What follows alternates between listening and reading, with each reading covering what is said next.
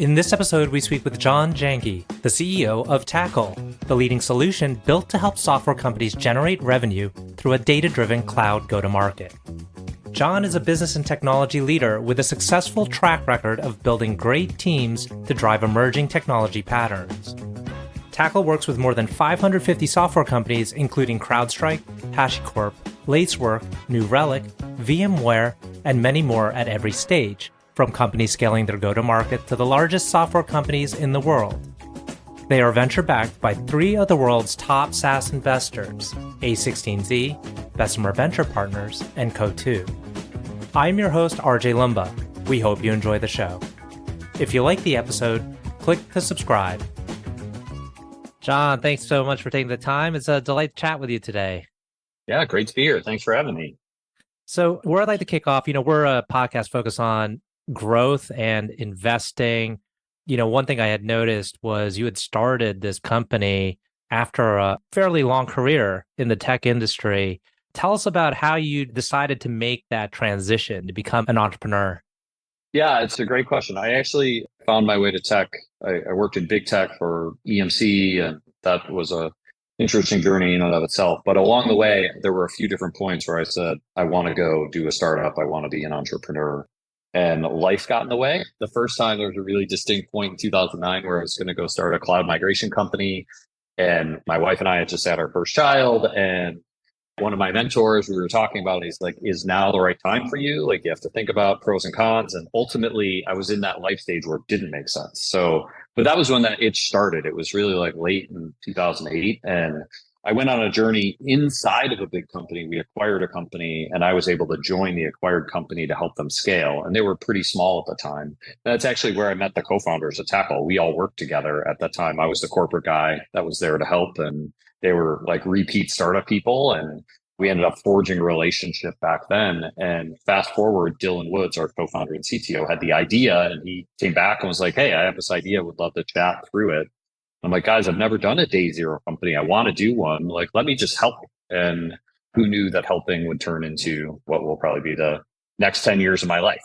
So it was later on that you finally took the leap. Did you think at that point, well, I'm X years old, like, is it a good time? Or it was just the idea was so compelling, you were like, I'm going to do it? It was a combination of things. At the time when the idea emerged, we had gotten to that point where I'm like, okay, life's kind of in order. And there's an opportunity to take a risk. And I also had this long career and it built a lot of experience to the point where I was like, well, I always know if this doesn't work, I can go back and get a job. And I knew if I never did it, I would never be happy. Like, I needed to take the leap. And I love the 4-hour work week, like Tim Ferriss style, where you're like, okay, like if you do it and you spend a year, take the opportunity cost of lost income for that period of time. And then you think about it over your lifespan or your timeline to horizon, was that material? And like, that was the thing. Like, talking to my wife, she's like, I know you want to do it. I totally trust you. Like, go do what you're passionate about. And I think having the support at home, having like the history and career to have the confidence to be like, now's the time. And I'm almost 47, and I talk to younger entrepreneurs all the time about this journey. And it's different for everybody. Like, some people are ready. Hindsight being 2020, I wish in my early 20s, when I first started to get the itch, that I would have done it. And I would have had the courage as well as the mentor support to encourage me to do it. Because I think while it would have been a lot harder and different, I think I would have started the entrepreneurial journey much earlier. Did you show signs of being an entrepreneur as a kid? Yeah, kind of being a scrappier kid, I sold everything. When I was in middle school, I sold baseball cards. I was constantly like doing something just to find a way to make some money to be able to do things that I wanted to do. And I also spent a lot of time in more like creative studies. My mom was an artist, and she really like fostered the spirit of creativity and also a bit of like anti-establishment. Just because it was done that way doesn't mean it's right. So the combo of like creative art, anti-establishment, and like necessity is the motherhood of all invention, like, I think fueled that entrepreneurial spirit. I'm always curious about each person's life path and what led them to where they are. But it's hard. Life gets in the way. You got a mortgage, you got kids, your kids might be going to college soon. Any kind of pieces of advice for those folks out there? I think it starts with how you engineer your life. I started at EMC as an SE when I was 23 years old, and I had this mentor who was a 61-year-old SE. He worked for IBM for 30 years before joining EMC in the early 2000s. And when I joined, he's like, hey, here's the deal. You don't need the money you make. Max your 401k, max your employee stock purchase plan, and then save as much money as you can on top of that. If you do those things for 10 years, you'll be good. And I'm like, yeah, that sounds like a good idea. I'll do those things. And that first 5 years set the foundation for the future. I still did stuff. I still had fun. But I think if you live to what you can afford, it makes taking risk harder.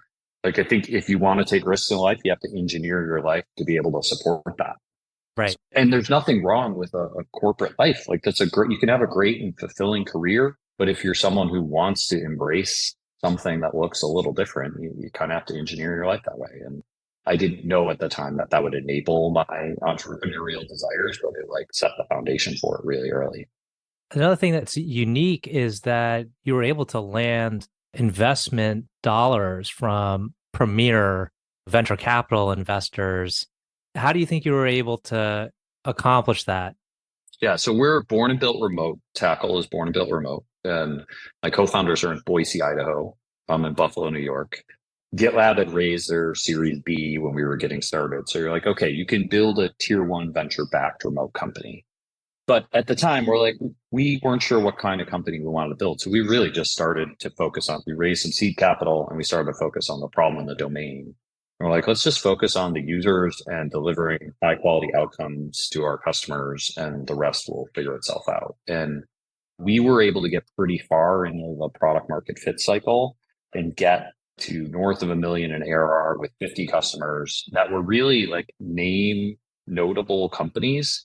And we didn't know how good that was at the time. A bit of ignorance is bliss.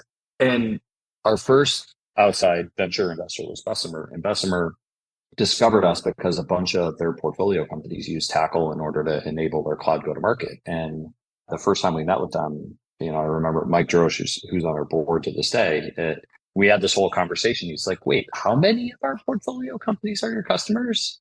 And really that triggered like, hey, okay, like explain more to me about this business. How do you see these things playing out? And that triggered their interest in Tackle. And ultimately, we weren't raising at the time, and they invested in, a larger seed round that we did. We did an early seed round, then we did a larger seed round. And they were like, hey, we want to put some money in the company. We'd love to do an A. And we're like, no, we're not ready. We don't need this. But ultimately they found their way there. Like at the time, we always had this philosophy around investors where it's like getting married. The partner you work with, you're going to have a decade-long relationship through good times and bad. And you really want that partner to be like, what is the complement that partner brings to you and your team and your board? And Bessemer and our partner really met that criteria, but we continued to use that. It was like the partner was first. The portfolio was second. Like when we looked left and right at the portfolio, did we feel like these were the kinds of companies that we wanted to learn with and learn from and be part of? So that like portfolio thinking was second. And then valuation was third. Like it's part of the puzzle, but over optimizing for valuation wasn't the priority for us. It was more like, let's do the right deals at the right time with the right partners and the right firms. And I feel really fortunate. I think we had this other part where as we went through stages, because we went from Bessemer to Andreessen led our B. And at the time when we were raising the B, we didn't need the capital. We hadn't spent $1 of our A, but we were creating a new category and we didn't know what that was like. So we're like, we need a product category creating mind in the boardroom. And we went out specifically looking for that profile. And that led us to Martin Casado at Andreessen, who like wrote his PhD thesis on software-based networking and like created this whole new category. And he was just really unique in all the people we talked to and his like instantaneous understanding of our market and where we were going. And then when we did our C, we were looking for who's the at scale go-to-market thinker. Like once you nail product category creation, how do you take it to market? And that led us to partnering with Coatue and Dave Schneider from Coatue, who famously was part of building ServiceNow. So we've tried to be thoughtful about the journey in a lot of different ways, but there is a little bit of luck. I grew up in sales, so raising money is a lot like selling. What is the product? Why is it good for someone? And how do you like find the match that makes sense? Correct me if I'm wrong. I mean, I think it's atypical that someone has, or a company, startup has as smooth of a run in terms of raising capital round after round. But I'm brought back to the point you made early, which is it sounded like you were able to get raving fans in your customer base very quickly, which convinced Bessemer, they're like, we got to back this company. Is that right? Yeah. I mean, it starts with your customers. And I talk to entrepreneurs often. It'll be like, how much time should I spend raising money versus building the product and selling the product and delighting our customers? I'm like, you should be like 90-10, 90% focus on your customers. And obviously, the number one job of the CEO is not to run out of money. You have to figure out how to balance that. But when you nail the product and customer and value equation, it makes everything else so much easier. I do think there's this misnomer around product-led growth because not everything has to be product-led growth. It's just like, who are your customers? How do you deliver value for them? What are the outcomes they desire? How do you make those outcomes easier? And then how repeatable is that? Like, can you go from 0 to 1 customer, 1 to 10 customers, 10 to 100, 100 to 1,000, and have points of view on that evolution? So I think for us, customers were key. And I never understood, like I'm a first time CEO, I never understood how much back channel work happens. I get calls from our customers. Are you raising money? I'm like, no. Like, oh, I just got this call from this person. And like, I'm like, oh, great to know. Thanks for letting me know. But again, going back to building that relationship and building advocates for what you're doing as well as how you work with them. So let's talk about the product now. We saved it for, midway through the conversation, but let's talk about what Tackle does and how you've created this category.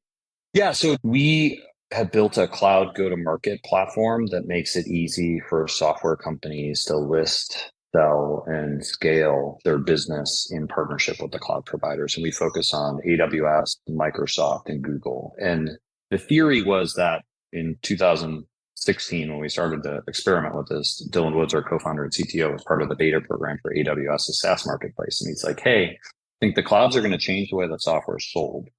I think these marketplaces represent the initiation point of that.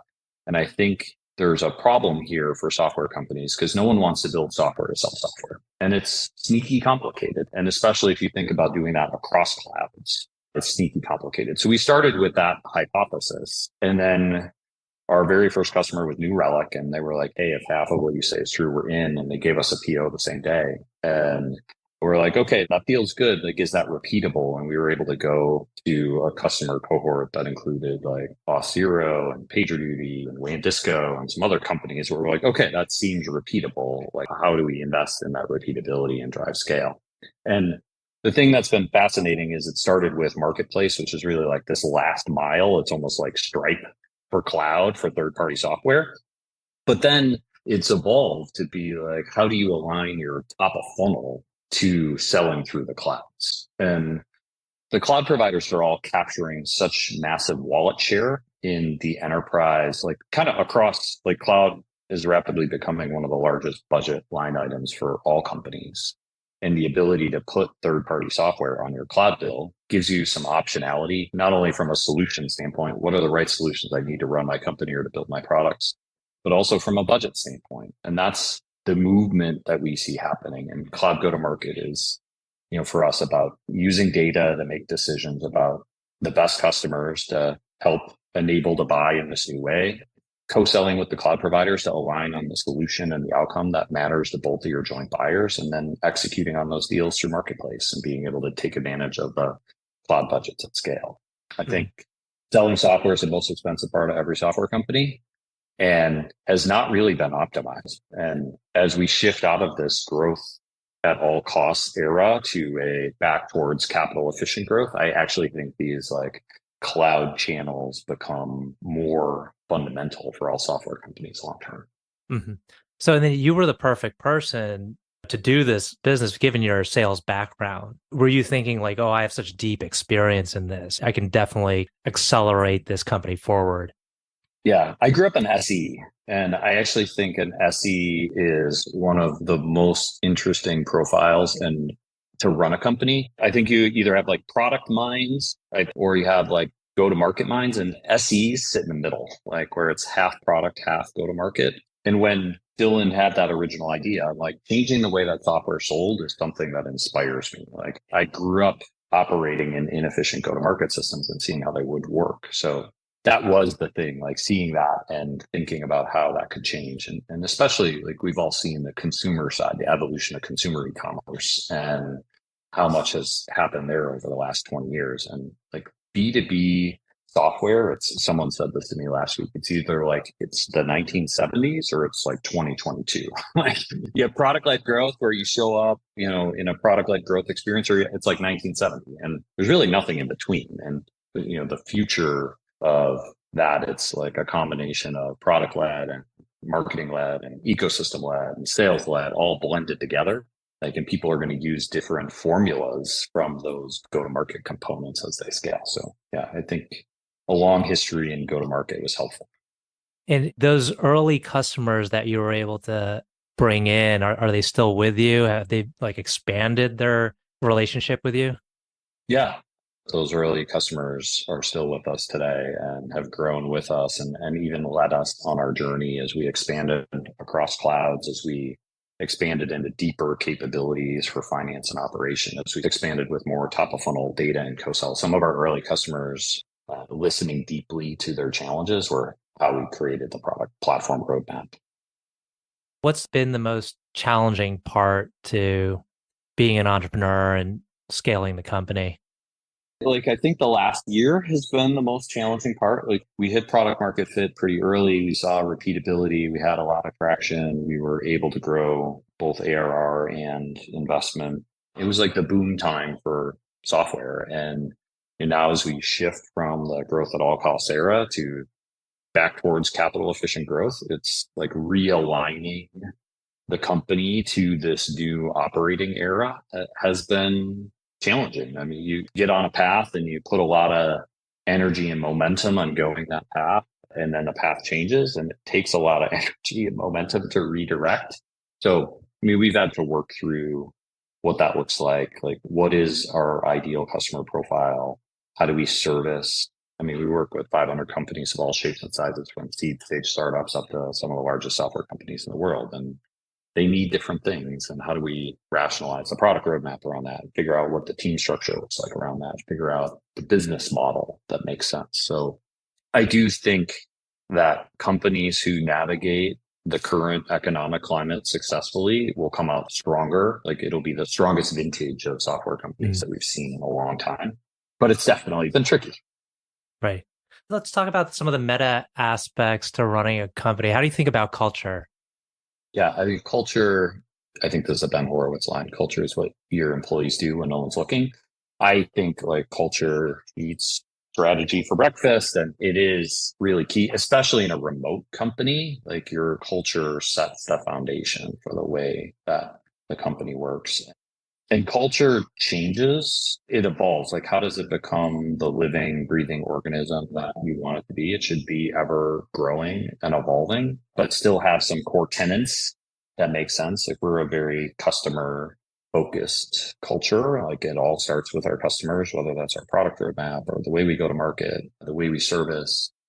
And we think a lot, especially in category creation mode, you have to be a continuous learner. Like, one of our values is learn and grow together, because the playbook isn't written. Like, we're writing the playbook. We have to continue to learn, and not everyone thinks that way. And I think culture in good times is, I don't want to say easier, but like, you learn a lot about your culture and your values through both the good times and the bad times. And I think if you have a strong culture and you have strong values, they can help you navigate both sides of that story.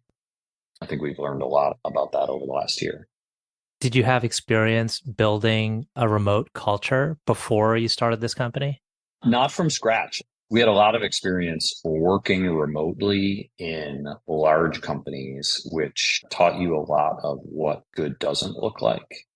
And for us, like, the tech stack was really important. We're a Slack and G Suite and Zoom based, all video all the time company. And like, having the digital infrastructure of your company be the way that the company operated was really important to us. And then we always did believe in person as well. So we tried to foster in-person interactions, whether that was an all-company meeting once a year or leadership teams getting together once a quarter, even local. I'm in Buffalo. There's like 25 tacklers local. We're doing a meetup tonight. And it's just like, hey, let's bunch of people around, let's get together. It's so trying to blend in that in-person and remote. We learned a lot from GitLab. We follow the GitLab remote playbook and other kind of remote thought leaders. And we weren't sure how it would scale. And there's these distinct points of getting to 50 employees versus getting to 100 versus getting to 200 and how that tests your remote culture. And you have to constantly rethink the communication because like as a team gets bigger, the communication infrastructure you used at 50 people doesn't scale to 200 people. You have to like tear it down, rethink it, and always rethink it from like the end user, like the employee lens. Like just because I want to do an all company meeting every Friday, does that actually deliver value to every employee? Like that's 200 man hours from that one call. And if it's not delivering 200 man hours of value, we should rethink that and just being willing to like challenge your assumptions as you go. Any key insight or tip on how to cultivate like a closeness with your fellow colleagues in a remote culture? It's much different, I think, being in person. We're fully remote too. And so I'm always interested to see what other people are doing. Yeah, I think first, people have to want to work this way. Like, I think we're going through this great resorting where people are choosing the kind of company that they want to work for. And some people want to work for a remote company. Some people want to work for an in-office company. Some people want to work for a hybrid. And all of the above will be successful. Do what makes sense for you as an individual and like think about that resorting. So we try to qualify people who are really passionate about remote. I think the second thing that's super important is lead by example. And I was talking to a CEO a couple of weeks ago and they're like, yeah, I'm a in-office leader. I know how to build companies in office. That's the way we're going to work. And that's just the way it is. And I think the acknowledgement of what you want to be as a leader and what kind of company, because the company is a manifestation of you as a leader in some way. So like I'm a deep believer in remote work and my co-founders are, and our leadership team is. So we walk the walk. And I think from there, you have to get to the balance of work and personal and how you foster both of those. And we invest a lot in wellness as a company. We talk a lot about wellness. We try to embrace work-life integration. We try to welcome people being on the move. And I think that work-life integration, it can't just be all business in a remote world because people do crave and thrive when they feel that connection with people. And then just trying to constantly foster those connections. We use things like Donut and Slack, which I love Donut, as a way to encourage the collisions that are more random. And I think it works when I do donuts and employees are like, I feel like I know the team at Tackle better than I knew the team that I worked in an office with. Because in an office, you kind of get like in your little pocket. You work with your team, maybe the people who are close by you, and then you get stuck. We have top to bottom exposure to everyone and how they engage with the company and the digital nervous system, which I think is really unique. Absolutely great insights. We're coming up on time. I want to be respectful of your time. I've got two last questions that we typically ask. One is, can you tell us about a person who has had a profound impact on you? I would have to go with my mother. She always believed in me, even when I wasn't exactly on the right path, which I think, and I mentioned her earlier, she was an artist and like the smart creative style thinker. And she just led by example, like that it's okay to challenge the way that things are done and think differently and like be willing to stand on your own 2 feet, even when it maybe isn't completely understood by everybody. And she was a tireless worker, like just do the work, do the right thing when no one's looking, be the person that you want to be, you believe you can be because you can be. So I think she was definitely one of the most influential people in my life. Excellent. Last question. Can you tell us about a charity cause or other endeavor that you're passionate about? Yeah. So I mentioned I'm from Buffalo. This combination of remote work and tier 2 cities is something I'm passionate about. So I tend to be pretty active in the Buffalo startup community, which is growing. And I think the redistribution of talent in the market is going to help tier 2 cities rise.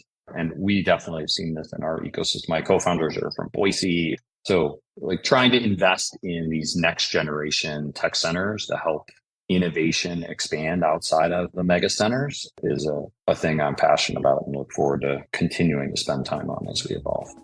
Awesome. Well, John, I want to thank you again for taking the time. This has been a great conversation that I know our audience will find very insightful. So thank you. Thanks for having me, RJ.